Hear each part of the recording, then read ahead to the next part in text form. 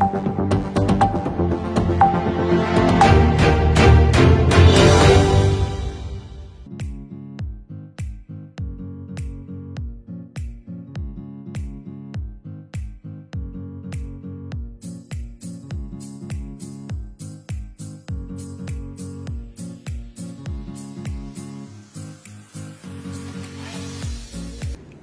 day everyone, my name is Navneet Anand from Voice Article Local and Global. Today here at New South Wales Parliament House, today I'm with the Leader of Opposition, Mr. Chris Minns. Mr. Minns, welcome to the show. Thank you so much. It's wonderful to be here, and it's wonderful to see your health returned and that you're looking and sounding fantastic. Every time I meet you, I have a smile on my face. That's great. And I want to keep the smiles intact for the upcoming elections as well. Thank you. Let's see how we go. Thank you, sir. You have studied at Princeton. There would have been number of fond memories that you have. If you have to pick one, what would that be? Yeah, it was a wonderful institution and a wonderful university, and it was a real privilege to do studies there. I think, probably the best part of it was you had access to Nobel Prize-winning economists that were just your regular teachers, and it reminded me of one of my teachers from high school, but he was actually, a world-leading economist, and their insights and perspectives were pretty incredible. And the studies were? So I did a Masters in Public Policy, focusing on domestic policy. And the other really interesting part of it was that we had a white Christmas. It was snowing at Christmas time, which I've never experienced before, but that was pretty special. Going at an institute like this, it's not only the classroom formal studies, it's also to be with a lot of international leaders and international scholars from coming all over the world and sharing their experiences. That adds up. Yeah, there was people from every part of the world.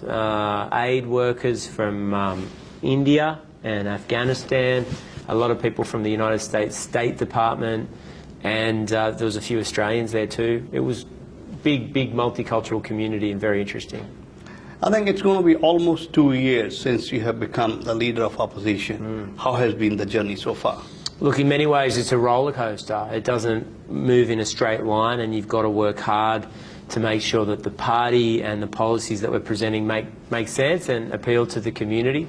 So it's not always easy, but it's a very enjoyable job, and rather than I guess issuing media releases or talking about issues, we've got an opportunity to actually form government and make change in New South Wales, which would be a wonderful achievement.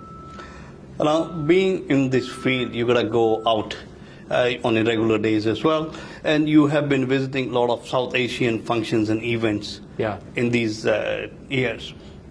How has been your experience dealing with the South Asian communities? Just amazing, and that growing dynamic community that just seems really focused on making Australia great and also lifting up their family and their community is just a really important legacy for New South Wales and Australia. And one of the unique things about our country is that we do welcome people from around the world, that they start businesses and form families here in New South Wales, and that they go to bigger and better things. It's just a wonderful part of the multicultural experience, and South Asian communities, in my sense, in many parts of Western Sydney, are the dynamic part of the economy and the community, and celebrating Diwali with different groups has just been incredible. Talking about a lot of ethnic members of the community coming over to the country and making New South Wales as their home. Yep. With the migration policy as well, so you would have thought of something to grow that migration in New South Wales in comparison with the other states of... Yeah, well, we've taken the largest cohort of new arrivals into Australia in New South Wales, and that's something that I don't want to change. We're a multicultural community. We accept people from around the world.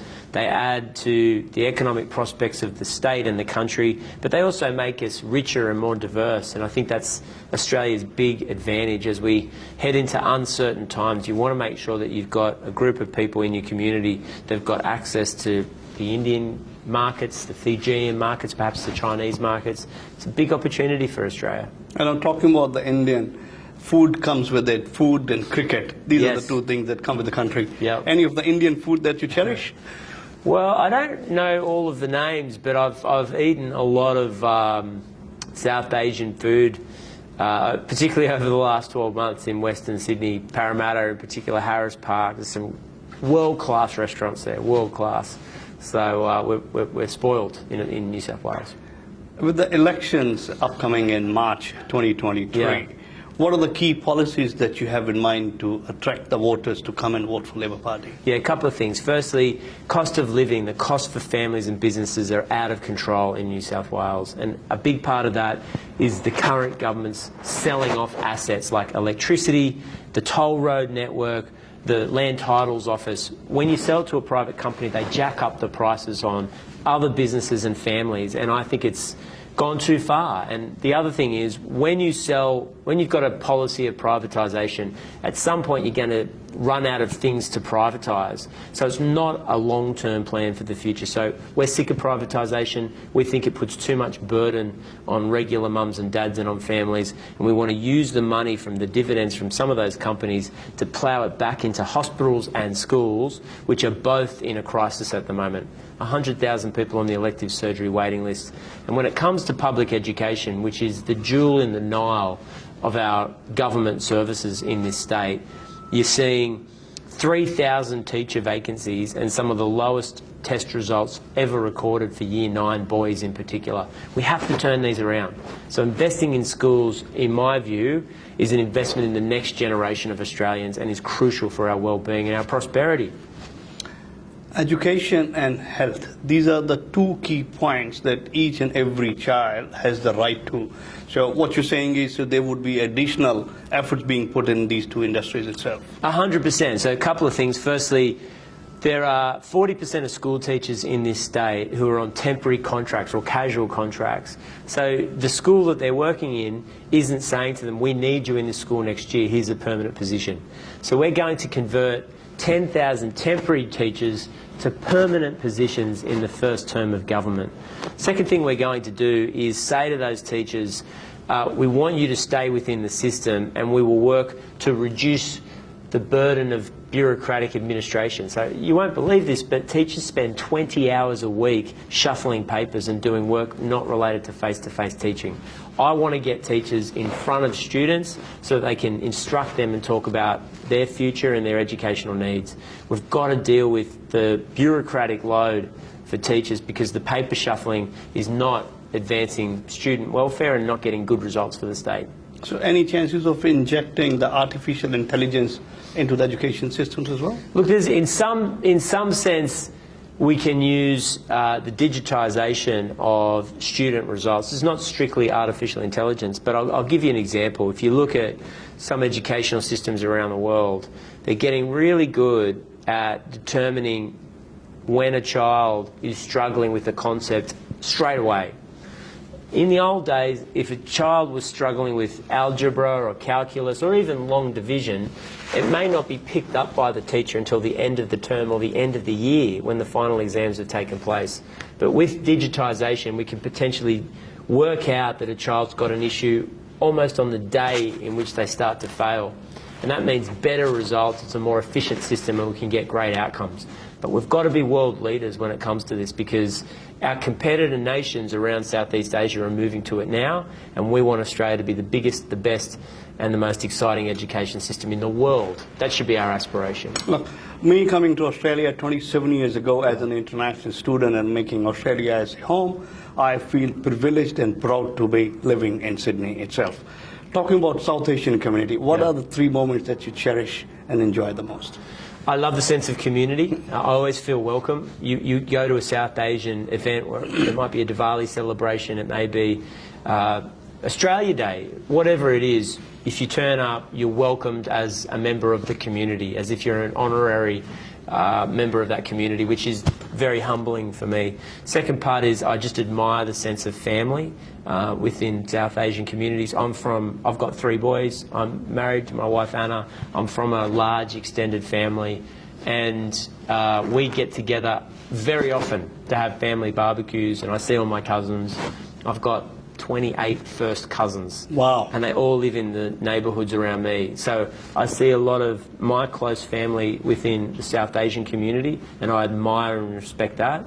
And the third thing is the commitment to education. It's just incredible the gift that many parents, this is a generalisation and I don't mean to be stereotypical, but in my experience, I'm sure people won't mind me saying that the gift that many South Asian parents give their children of a wonderful education is, I wish we could have that all over the world in every corner, because that's a key distinction and a big part of Australia's opportunity and growth. Hope sustains life.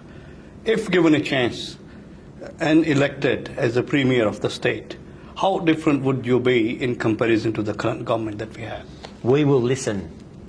We will listen. I've been really concerned, particularly in relation to the health system, that when nurses and doctors and paramedics spoke to the New South Wales government about problems in the health system, they've been met with resistance.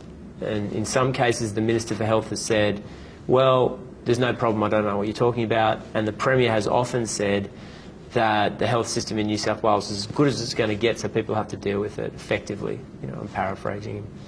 We'll never do that. We will listen to families and communities, frontline workers, and understand what the issues are before we come up with a solution. And that's a key distinction between a government that's been in for 12 years and is asking for 16 years. We have to make that change. So on camera, I would like you to commit that you would listen, observe, and find a resolution for the problem if there is any. I will give that absolute commitment that we will listen, we will understand the issues, and then we will act, but only after we understand the issues. And I will never turn my back on the community in New South Wales, because that's the responsibility of all political leaders in the state. May the best candidate win and be the Premier of the state. I wish you all the best, and we look forward to the elections not too far from now. Thank you so much. Thank you so much. Thank you for giving your time. You bet. Fiji Times. Be with the times.